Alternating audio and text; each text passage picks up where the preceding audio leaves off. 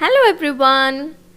Today we will see how to make a no yeast, no oven, tasty, soft tawa pizza.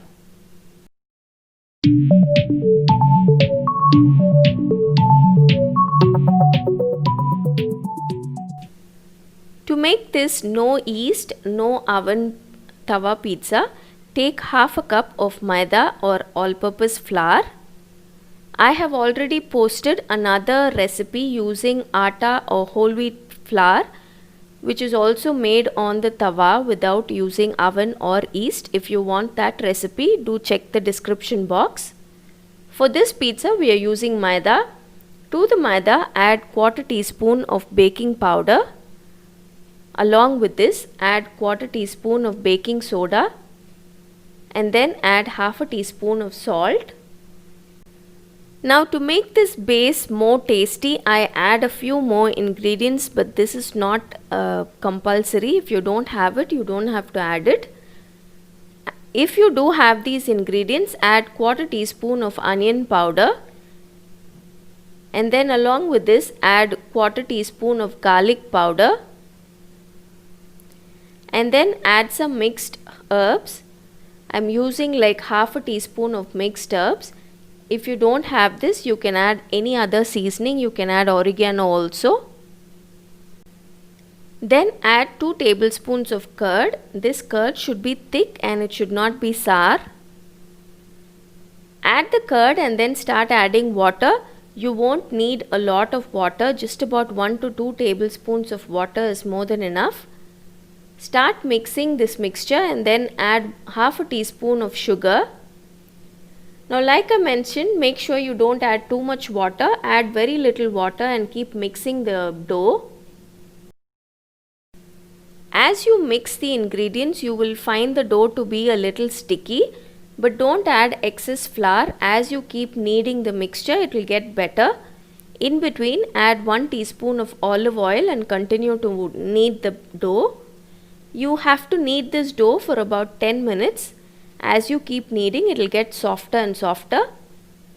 Finally, add 1 teaspoon oil to cover the dough so that it doesn't dry and let this dough rest for about 10 minutes. Cover this and let it rest aside. In the meantime, take all the vegetables that you're going to use for this pizza and chop it and keep that ready. Now after 10 minutes, you can see that this dough is nice and soft. Just knead it lightly for another minute. Then we can start to roll out this dough.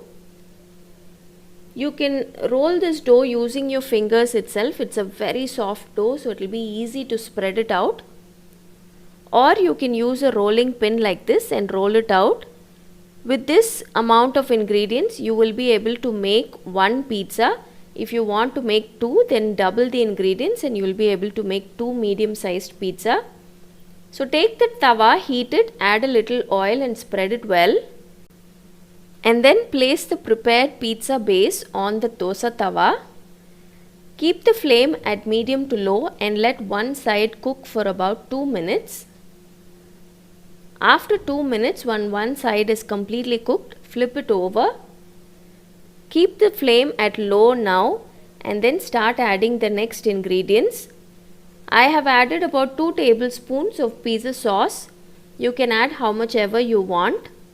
If you don't have this pizza sauce, you can add some ketchup also.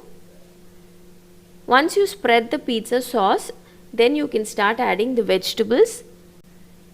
You can add any veggies of your choice. I have added some chopped green capsicums. And then I added some frozen sweet corn. Then I marinated some paneer and then I added it in. Before adding the paneer on top of the pizza, make sure you just toast it lightly on a tawa or a saucepan and then add the paneer on top of the pizza base. You can use any masala for the marinade. Then add some pizza cheese. You can use mozzarella or cheddar cheese. Grate the cheese and then add it on top of the pizza. Finally, I added some olives. If you have this, you can add, otherwise leave it out. Then sprinkle some mixed herbs again. Instead of these mixed herbs, you can use oregano also and chili flakes also if you want. Now let the flame continue to be at medium to low. Cover this pizza and wait for the cheese to melt. The pizza base should cook well and the veggies should also be cooked well. So wait for 10 minutes and then open and see if it's cooked.